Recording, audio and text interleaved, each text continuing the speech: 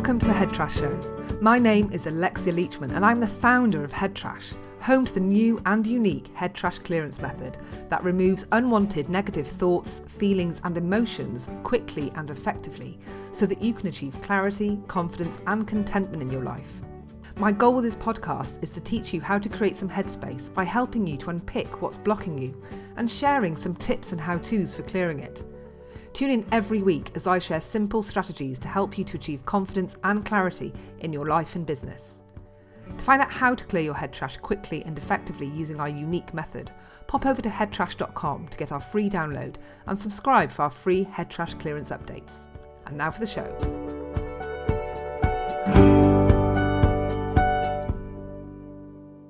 Hello and welcome back to the Head Trash Show. This is me, your host, Alexia Leachman, and thank you so much for joining me today. Now, in the lead up to Halloween, this show is all about unleashing your monster. And as such, it comes with a very strong warning. Here it is. There is a cautionary warning with this that the work is very, very powerful, and I wouldn't want anyone to undertake it that didn't want to have dramatic changes in their life. So why on earth have I got a warning at the beginning of my podcast is what you're asking yourself. Well, that's because what we're going to talk about in this podcast is pretty powerful stuff and it's got the potential to really massively change your life in a positive way. And what am I talking about? Well, what I'm talking about is unleashing our inner monster. Now, what is that exactly? And it sounds pretty scary. And some might think it is. Because let's think about it for a moment. Think about that dark side that you have within. Think about those dark habits, those bad habits, the times when you're angry, the times when you display negative, bad behaviour. And when you think about that, you probably hate yourself for it. You hate the fact that you're like that. And you do everything you can to suppress it, to hold it in, to keep it bottled up. But actually, in doing so, you're creating a pressure cooker of real negative energy that has got the potential to blow up at any moment. And I'm sure it probably does. Because the thing about pressure when it builds is that you never quite know when or where it's going to go off. And when it does, it can get very messy. You know, just think about a volcano or an earthquake. That pressure that's been building up for however long suddenly just erupts and causes chaos. And that happens with us emotionally as well. And so some of us have those negative habits, have those negative behaviours within us, and we're very much aware that we have them. And so we desperately try to keep them bottled in, to keep them suppressed. However, that's not necessarily the right thing to do. So what I want to invite you to consider in this show, and I've got Chris Milbank, the founder of Effective Repatterning, to help me to put the case forward, is that you should start embracing your inner monster and unleash it, but unleash it in a tamed, controlled way. So that is what we're going to talk about in today's show. Now we're going to open up by giving some examples of what that means. What does unleashing your monster, but in a tame, controlled manner, look like? What do we mean exactly by that? But then we're going to move on to talk about how you can go about unleashing and taming your inner monster so that you can embrace it and harness its full power. So if this is something that you're keen to learn more about and to do on yourself, then I suggest you get a pen and paper handy so you can scribble down exactly the steps that you need to go through so that you can tame your inner monster. Okay, so let me now hand over to the chat that I had with Chris about unleashing your monster. So unleashing your monster. Now tell me a little bit more about the idea that we should unleash our monster. I'll tell you a story of how I was walking my elderly dog each day, and there was a couple that had two dogs off the leash, and they used to come over and attack my dog, and I used to shoo them off. And I'm a very chilled person, but my dog was very special to me, so it would really kind of upset me. Not so much the dogs, but how these people were kind of irresponsible and did nothing about it. And so I found myself for a while, trying to chill myself out about it, walking at different times to avoid these people, but kept bumping into them. They kept changing their times. And I walked in different directions, and I even got to the point where I was walking to about 2 miles in the wrong way to avoid them. and yet still bumped into them on the return back. And I began to notice that I was obviously getting frustrated and slightly irritable about it. Everything else in my life was perfectly all right. But how people could be kind of irresponsible in that way and just not care, just not care at all. And the more it built up inside of me, I thought, well, it's not doing me any good. It's not doing my dog any good that I'm irritable or slightly stressed. Animals and, really pick up off their friends. And I thought, there's a part of me inside of me that really wants to get out there and have a go and get this self-corrected. It's all very well, healing yourself on the inside, but sometimes we have to do things externally. Some people internalize it all and get very stressed and then go through the threshold and they go into breakdown or rage or whatever. And other people just trying to heal it within themselves and meditate. And some people are just happy to use it. But then they overuse it and they can get aggressive or violent and they overuse it in every area of their life. And I tuned into myself and I thought, I wonder what I would be like if I kind of unleashed all of this anger, frustration, irritation I had with them. Then I thought about all sorts of different things where I hadn't used kind of the bad side. And perhaps if I had, it would have been advantageous. People wouldn't have taken advantage. And I started to work on this, to bring it out, to stop my fears of it coming out, to stop any shame of it coming out, to work with some of the values inside of me that kept all of this suppressed, that wasn't doing me any good, or my dog who had to live with me 24 hours a day. So I worked on it to unleash it without feeling bad at all. And it was a good job I did. I bumped into these two dogs. They were about a mile away, or half a mile rather, away from their owners, who were just onlooking and sort of giggling amongst themselves. And these two dogs were snapping around at the tail of my dog, and I kept shooing them off. And I just walked straight towards this couple, and I kept walking, and I kept walking, and I kept walking, as calm can be. When working on unleashing your monster, it allows it to come out, but without the stress. And I walked up to them, and with a roar, an absolute roar at the two dogs, first of all, which kind of echoed across the mountain. It was like, get away! And the couple just looked at me, and the guy started to stutter. And I said, if your dogs do that again, I will pick up a rock. 2 rocks, in fact, and the first rock will be aimed at your dog, and the second rock will be aimed at your face. But I said it with a smile, and I walked off so calmly. And in fact, inside myself, I felt really kind of happy and chilled, and I was actually even singing. And my dog actually began to waggle his tail, and he saw the difference in me, and off we walked. That couple never saw them with their dogs over there again. But I did happen to bump into them about a week or so later. And I very calmly, as I was walking sort of past, went, hello, and said, the other day I kind of unleashed a bit of my monster on you. I said, I'm not normally aggressive in that way, but I felt that something needed to be done. And they apologized, and we shook hands, and we become friends. But that would never have happened. It would have just built up and built up and built up inside of me. Maybe I would have actually done something aggressive. Maybe I would have just tried to avoid the situation and suppressed it, and then got angry or irritable with someone else, a friend, a loved one someday, and just being a little bit off, or slam a door like some people do. So it was a way of unleashing, but calmly and effectively. And this can save lives. This can save ourselves when being, attacked by a con man or woman, or somebody that's kind of aggressive. It can be helpful in a situation. There was a very aggressive. Now, I decided to edit that story out of the podcast for now and save it until later, because on one hand, it's slightly controversial, but also I think it's definitely worth listening to, but only once you've heard Chris fully explain what he means by unleashing your monster, because then you'll have a much better understanding of the story that he does share and maybe enjoy it as opposed to maybe be shocked, which is potentially what you might feel now if you hear it. So a little bit of juiciness later on in the show. But right now I'm going to go right back to Chris and allow him to explain a little bit more about the role of the law of opposites when it comes to unleashing your monster.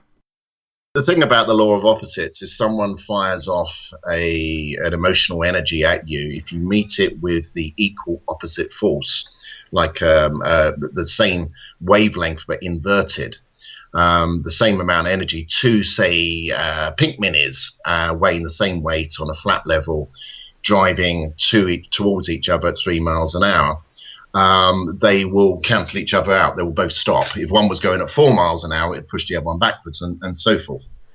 And so you've got to meet it with an equal opposite energetic force. And his what he did to me was quite shocking, because I was in my own little trance world at the time, and he, really wanted to punch my lights out. So I had to give him something equal and opposite back that would neutralize, not build upon. And that was the first thing that came into my head. I thanked my inner monster afterwards. There was quite a few people that were around the shop at the time. They all looked over and they were all horrified. And that kind of, made the situation to me even more funny. I went home, I laughed all the way home, in fact. And so rather than being upset for the rest of the day, or worried, or a little bit shaky or nervous or whatever, I dissolved the situation, and I was quite chuffed with myself. Far better than suppressing that inner monster that would have, said to me later on, oh gosh, don't go out there again, or, go back and find him and hit him, or, oh, you stupid idiot for even listening to him, or, you didn't need that milk at that time. Why in the hell did you go to the shop? But I know I went home and I was quite laughing about it, and we've just had a good laugh about it right now. So I think the thing that I hear is, on the one hand, it sounds like behaviour that could be perceived as quite controversial. However, what makes you able to do that is the fact that when you're delivering those messages, there isn't that anger behind it, or that emotion that means that the situation can get out of control. You're retaining, because you're managing to stay really calm in the moment, you're able to control that situation and ensure that you don't lose control in that moment, and therefore that's when aggression and violence can normally arise. Yeah, absolutely. And, it gives you freedom, choice and flexibility, 3 words that I like to live by for myself and for others.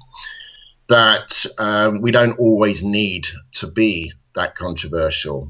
There was a time not very long ago, I was out one evening. I was chauffeur for a rock band and carrying their amps and bits and pieces, and somebody in a bar they were playing at, I guess they were on cocaine by the behavior that I was watching, became very, very aggressive and quite insulting to a young lady that was at my table as well.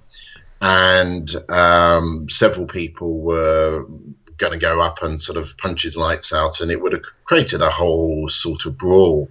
And very calmly, I was able to go over and realize the gravity of the situation and really diffuse it in a very, very pacifist type way. And it was the best way at the time. I don't think my monster would have needed to come out. I was firm. Very calming. In fact, I think I was so calm that the original aggressor just kind of melted and calmed down in front of me. And they softened up. And afterwards, people said to me, how did you do that? And I just said I was just calm. If you meet with an equal opposite force of calmness to aggression, then one would neutralize out the other. And that's kind of what happened. So for people that, if somebody's listening to this thinking, oh, hang on a minute, this sounds a little bit scary, if I was to really unleash that negativity inside, that anger, those thoughts, and really externalize that, what's your advice to somebody that might be thinking, hang on a minute, how would I do that? How can I possibly think about releasing that into the outer world? Yeah, well, what actually happens through the reflective patterning techniques and those that you use in head trash for unleashing your monster, the monster itself gets controlled.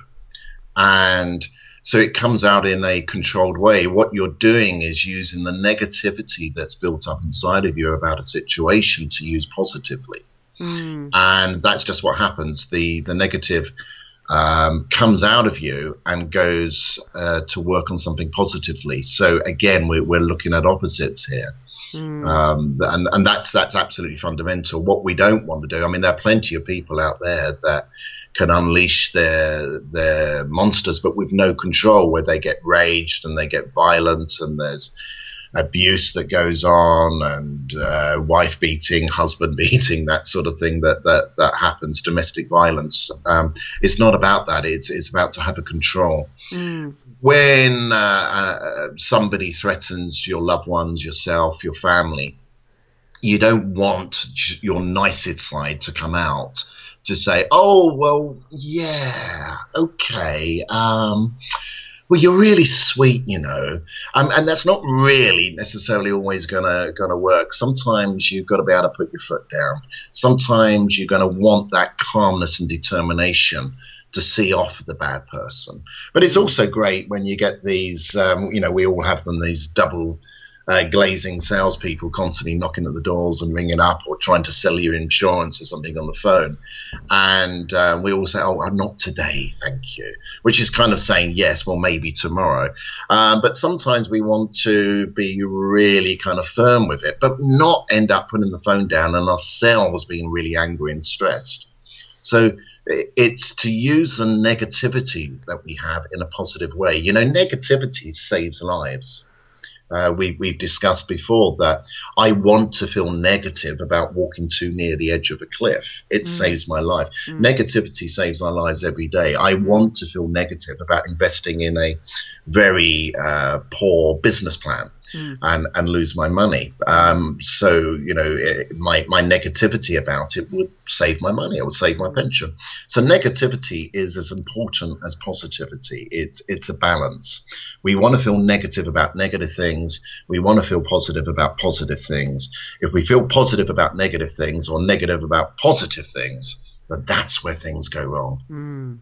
So what you're talking about is harnessing that inner power, harnessing it. So it's almost like having, rather than having a wild dog out of control, it's about having a trained, domesticated dog that will listen to commands. It's about it's the difference between having somebody behind the wheel of a very, very powerful car that can't drive, that's out of control, with somebody who's used to driving a Formula One car who can, take it around the corners with artistic skill and knows exactly what they're doing. Is that what you're talking about? Yes, absolutely. That's a great way of summing it up. So what about those people then that are always unleashing their inner monster, but in a bad way, in an uncontrolled way? Maybe someone's listening to this and they're thinking, I'm one of those people that does that bad stuff and I don't have control over it. How can I regain control over my inner monster? How would somebody like that start regaining control of it? Well, we would use the reflective, repatterning and head trash techniques, which work energetically behind those emotions of maybe rage, aggressiveness, violence, anger, frustration, shame, whatever brings out their inner monsters to balance those. And they can then begin to use those positively. But you see, there's inside of them also, there may well be an opposite of an inner monster. Some people might just want to say, their good side that they suppress, or their inner angel, or, whatever it is. Some people won't even recognize their good side. And they've had experiences in their life where they've done good things and been slapped down for it, maybe. Sometimes people have done good deeds and have been honest and have paid for their honesty. And there's a lot of people out there that have had negative responses to positive things that they've done. And so they more often go down the negative route. Sometimes, people say, well, look, I worked for many, many years and I paid my taxes, and the banks put the mortgages up and the government put the taxes up, and I got fined for this and fined for that, and everything I tried to do good didn't work. So I might as well be dishonest. And they can go down a dishonest route, a criminal route, an aggressive route for being slapped down for it. So again, we would need to heal and treat through these practices the emotional resistances for their good side to come out and get a balance. So it again, we're always looking at opposites. There are many people that resist their inner monster coming out, but there are also many people that resist their good side coming out. And there are people that resist both. So to create a balance, to create more freedom, choice and flexibility and how to behave in different situations can be very, very beneficial. So somebody that may be resisting both, how would somebody know that might be them? What kind of behaviours might somebody display if they're sort of hiding their inner monster and their inner angel? Well, a lot of people will then sort of internalize, and they will be very, very stressed because they really are in a conflict. These are people that maybe don't like to contribute into conversations too much, give an opinion, because it may be considered good or bad. These are people that will perhaps be more like loners sometimes, or having high anxiety and depressed. These are people that are trapped between, whatever I do is going to end out wrong. If I stand up for myself and whatever, I'll be criticized. But if I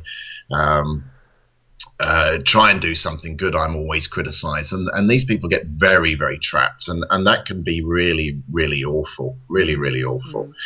When we're conflicted, or when we're stuck in between two opposites like that, that's a high emotional energy state negative energy state to be in. Okay. So just going back to what we started on, which is talking about unleashing our inner monster. If somebody wanted to start thinking about unleashing their monster, if we just try and break this down into some little steps they could take, what would be the first thing that they need to start becoming aware of, or the first step on this journey to unleashing their monster? What I often say is to write down a list, maybe 10, 20, even 30 things, behaviors that you don't like about yourself. And these behaviors may well be when you get aggressive, or when you get rude or sarcastic, when you're really negative, when you're sulky, when you're really stressed out, when you just decide to walk off and ignore everybody. Sometimes writing down and remembering the times where we've really shouted or unleashed or even hit out, and to make a list. And we're going to make that as your monster list. The different behaviors that you try to suppress in yourself, or the behaviors that come up most often that you dislike the most. And then we're going to look at other people that we may know or not know, even strangers that we've had experiences with, or people in the public eye who have outrageous and bad behaviors that we consider bad. This might be, from alcoholism to taking drugs, to being violent, to being aggressive, to being rude, just to being completely and utterly insensitive, whatever these behaviors are, and list them down. And these are going to be your monster list. These are going to be the things that you will be focusing on as you do the head trash and reflectory patterning,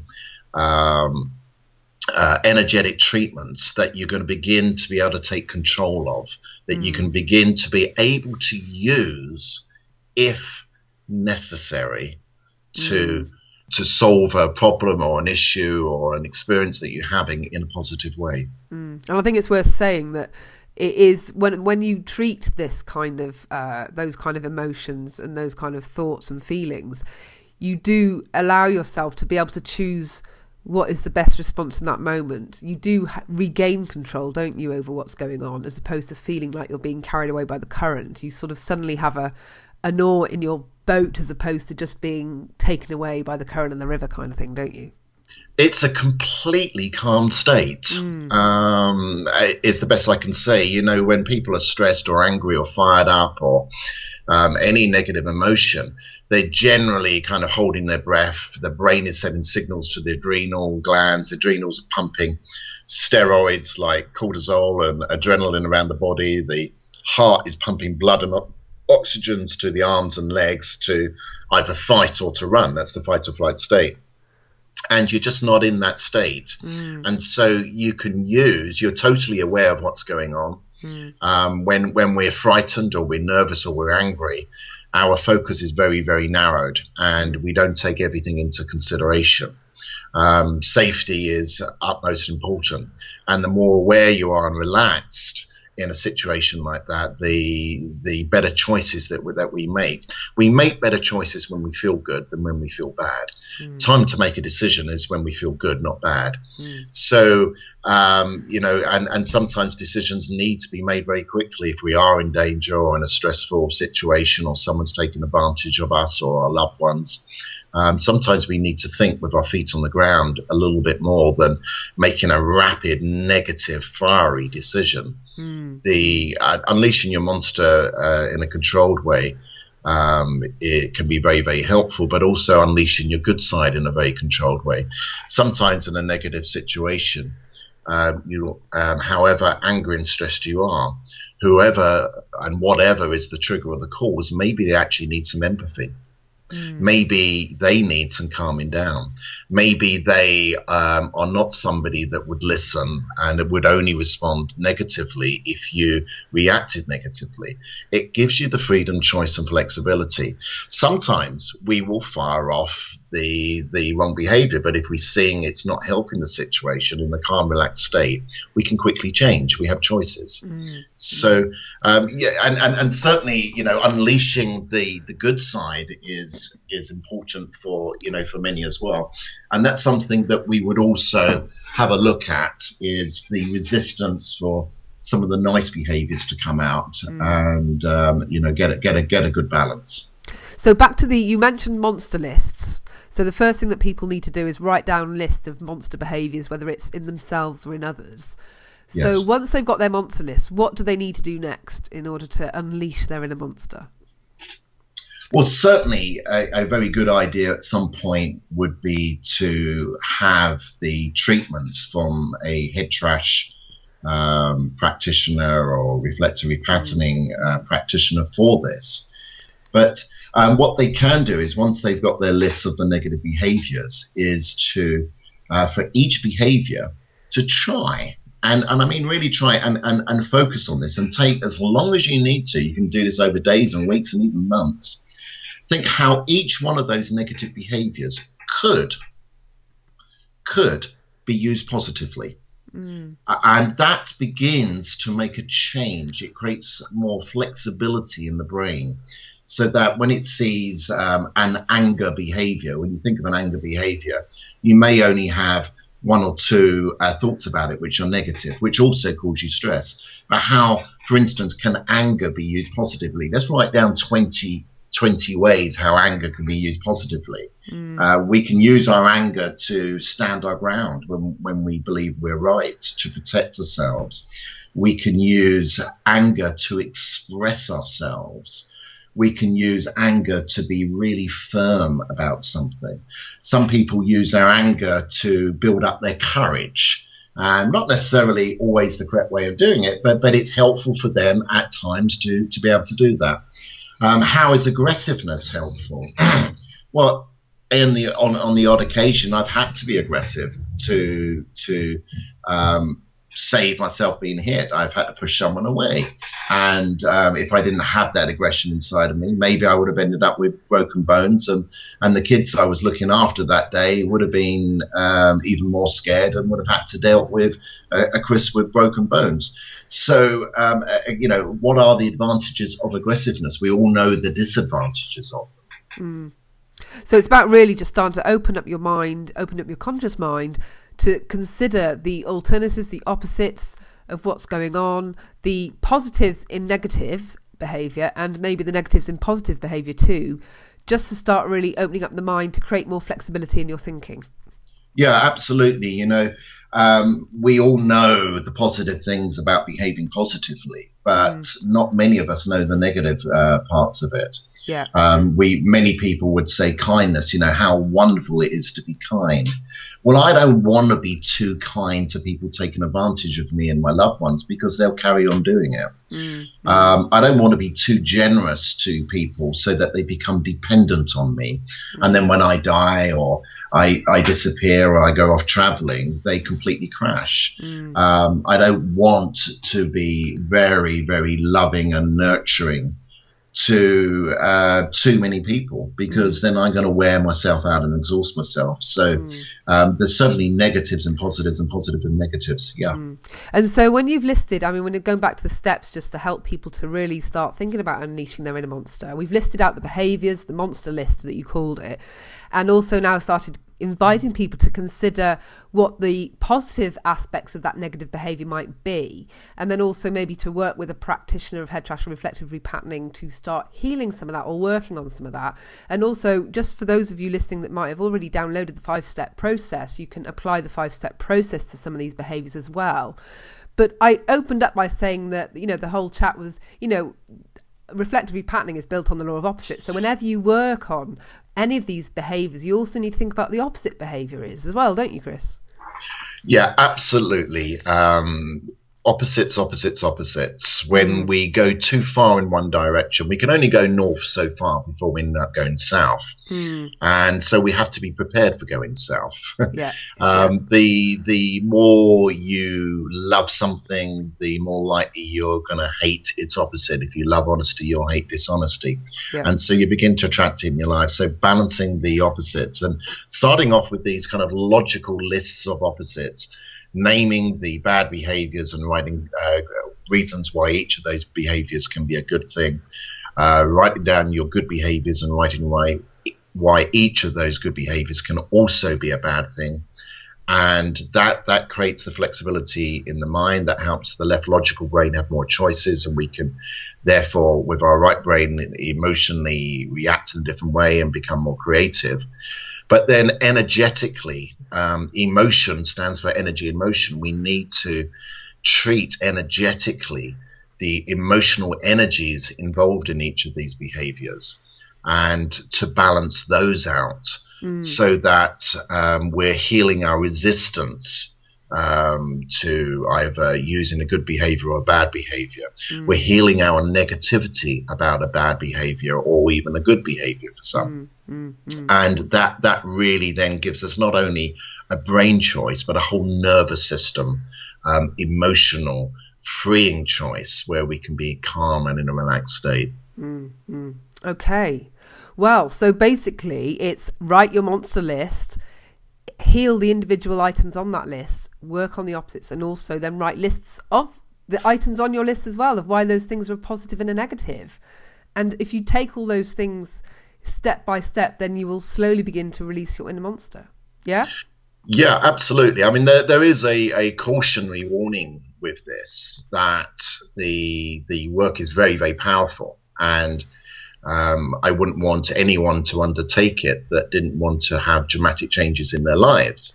And so those that are under medications and doctors or very emotionally sensitive, any psychotic drugs or has any mental health issues, they would avoid this and certainly seek advice from their doctor or psychiatrist or medical leader in their field, their professional. But for those others that want to undertake some really powerful changes and actually want to expect differences in their lives and achieve those, then contacting yourself, Alexia, and running through the unleashing your monster process can be very, very powerful. Right, well, thank you very much for that, Chris, and I'm sure there's going to be a few people getting in touch trying to find out more about how they can unleash their inner monster safely but effectively. So thank you And for their joining. good side. And their good side. Thank you so much, Chris. Okay, thank you, Alexia. Bye. So what do you think of unleashing your monster? Do you think that you have a monster that you need to unleash? Have you got a dark side that needs to be tamed? After listening to that chat that I had with Chris, I'm sure that probably somewhere inside there is a monster, or maybe an inner angel that does need to be released. Now, acknowledging all parts of ourselves is really, really important for us to feel happy, actually. You know, if we deny parts of ourselves and pretend that parts of us don't exist or we don't show them to the world, then there's always going to be some internal stress that happens within, just as Chris was saying. And that internal stress can build over time and affect our health. But also, we can't suppress it forever. We're not going to be able to do that. And so it will just come out at will whenever it wants, not when we want it to. And so it really is important to take the time and the effort to try and deal with this in a proactive way, rather than have this sort of blow up in our faces. So I hope that, this episode was useful for you. And if not useful because you think that you're all okay and that this doesn't apply to you, then fine, then maybe interesting. Now, at the beginning of the episode, I did say that I was reserving a story for the end of the podcast because I wanted you to fully understand and listen to everything that Chris had to say about unleashing your monster. So that story is coming, and it comes after the outro of the show. So stick around and you'll be able to hear it right at the very end. Now, if you have any questions whatsoever about anything that Chris and I have discussed during this show, then do not hesitate to get in touch with me here at Head Trash. And you can email me at hello@headtrash.co.uk. You can also find me on the Facebook group as well. So we've got a Head Trash Facebook page, so come and find me there and ask any question you like. But until next time, enjoy Halloween. Bye for now. You've just been listening to Alexia Leachman here on the Head Trash Show. If you enjoyed the show, I'd really appreciate you leaving a review here on iTunes. And don't forget to pop over to headtrash.com to get your copy of our free 5 Steps to Clearing Head Trash guide. So now stay tuned for upcoming episodes and more tips and how-tos for clearing your head trash and reclaiming your headspace. Until next time, bye for now.